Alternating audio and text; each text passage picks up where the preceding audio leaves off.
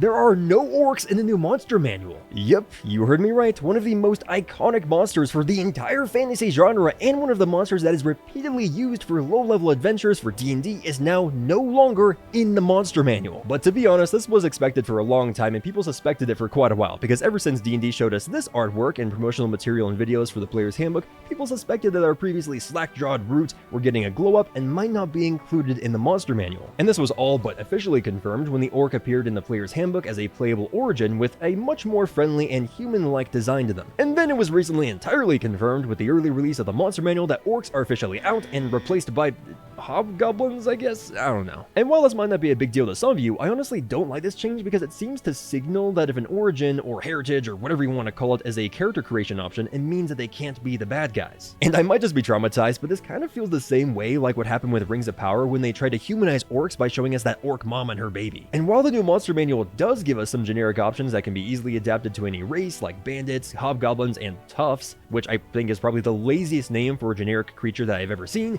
I just don't get why they added in all of these variants for goblins, gnolls, and bandits, but decided to just entirely remove orcs. But with that being said, I have seen some discussion online talking about how WotC might release a book later down the line that includes monster stat blocks for all of the core playable races, but I don't really know if I subscribe to that idea, but what do you guys think? Regardless though, I personally don't like that they removed the orc entirely from the new Monster Manual, and I wish we got some stat blocks for some more NPC variants of the core playable races with special features, like instead of a generic guard, we got a dwarven protector, or an elvish keen eye, or something like that. So honestly, an interesting change, but hey, now you know that